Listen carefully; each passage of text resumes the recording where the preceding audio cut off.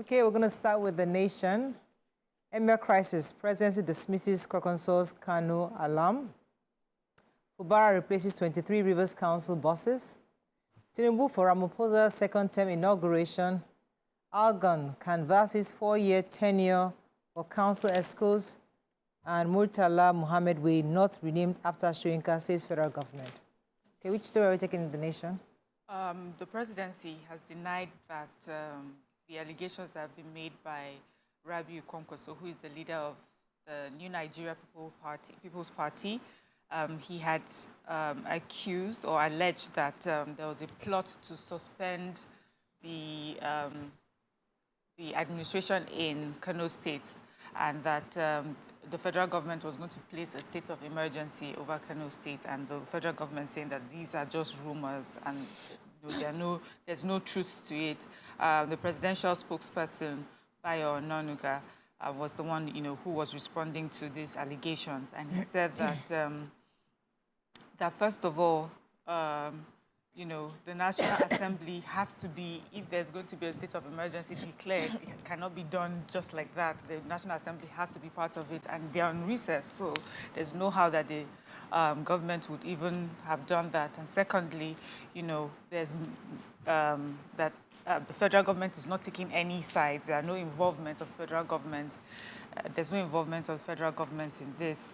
And also, they had accused the police of taking sides in the matter. So this is the matter concerning the Emirates and the 2 emirs that we have in Kano State right now. And so the police are saying, see, they are playing a neutral role in this situation. They have been getting orders from court from both parts of the divide, and they're just here to maintain the peace. There's no any form of any hanky-panky. They're just here. So the allegations are not true. This is government now responding to that. Okay, so the federal... I just wanted to continue on that story because he had accused, Kwakwaso had accused the authorities of backing the deposed Emir Aminu Ado Bayero. He made some very serious allegations. He said that they have mass followers and that they will, he said they will not fold their arms and watch the enemies of the state destroy the peaceful coexistence of our dear state. And we shall do everything possible to support the governor, Abba Yusuf, to succeed. Okay. So the federal government yesterday clarified that the Murtala Mohammed Way in Abuja was not renamed after Nobel laureate Professor Wole Soyinka. There were rumors yesterday going around that they had renamed that highway. And they clarified that on June 4th, the president had inaugurated a new road called, code-named actually, Arterial Road North 20 from Katankwe to Jahi, which links the existing Outer Northern Expressway, also known as Murtala Mohammed Way, to the Northern Parkway, also known as Hamadu Bello Way. So it's that part that is called the Aerial Road North 20 that is being renamed. That actually Barrister Nyesom Wike, that's the Minister of the FCT, had recommended to the President to rename that portion after Professor Wole Soyinka. So it's not like the entire Murtala Mohammed Way has been renamed. It's important for us to note that. So the government has disclosed that the visa ban on Nigerians by the United Arab Emirates will soon be lifted. And they said the closure will soon be put to matter as last-minute resolutions were being concluded between the Nigeria officials and Middle East country. The Minister of Aviation and Aerospace Development, Mr. Festus Keyamo, said during a 44-minute interview with the Senior Special Assistant to President Bola Ahmed Tinubu, Otega Ogra, in the State House, and he said that the resolution has been reached between President Bola Ahmed Tinubu and the UAE President Mohammed bin Zayed Al Nahyan during Tinubu's visit to the country in 2023. And according to him, he says although the UAE had listed additional processes to be met before the ban could be officially lifted, the Nigerian government has since completed all processes, and they're just waiting for them to make the announcement. He says he already knows the official date that it will be announced, but he's waiting for the UAE to make the announcement so that Nigerians can begin traveling back into the UAE. Okay, the Punch. Cholera spread, fear of school outbreak rises as pupils resume. Salah, National Assembly leaders visit Tinubu, pledges support. 3-year-old boy missing during Salah celebration in Lagos. Abducted MD, others still in captivity as rescue efforts continue. Presidency Obi clash over new presidential jet. Import duty, FG summons 80 private jet owners over operating papers.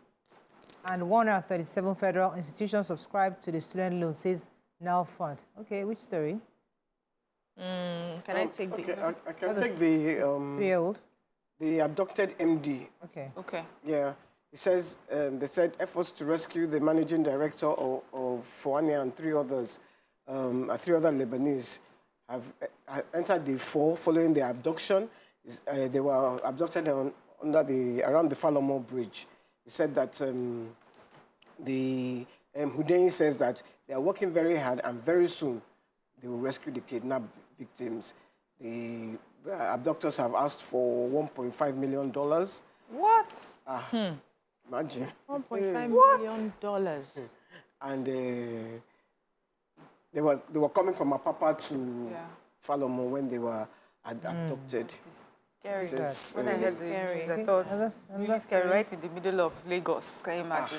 Yeah. So I have the major headline, which is the cholera outbreak. So this is like a warning because schools are about to resume after the midterm break. And there are fears that pupils may be at risk, you know, because as we know, cholera spreads fast. And as we have been discussing, and having children all in the same place, we have stakeholders in the health sector all speaking up about the different ways that this could be a risk for schools. So schools need to sort of up their game, you know, in protecting children, and that prevention is definitely less expensive and better than cure in this regard. You know, they said that, as we know, that even like the preventive measures that have been put in place, washing the hands, making sure that the source of water is, you know, is clean. And he said that also the fruits that they'll be given in schools, they need to make sure that they are washed properly. As we also know, schools feed children. They have different vendors. You need to make sure that these vendors are doing it in a hygienic way so that children are not affected. So different ways. I think this should be as serious as when we're dealing with COVID, with children going in and out, you know, mingling with each other. Make sure there's water for them to wash their hands at every point in time. Water is running in their toilets, you know, and different things. So UNICEF is also saying that, of course, government needs to step up healthcare system as well to make sure that if there are any emergencies that they can handle that too when it gets to that level. When I was a kid, cholera killed in 4 hours. Whoa, so fast.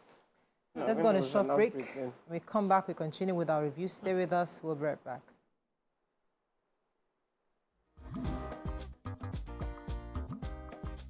Stay tuned. Your view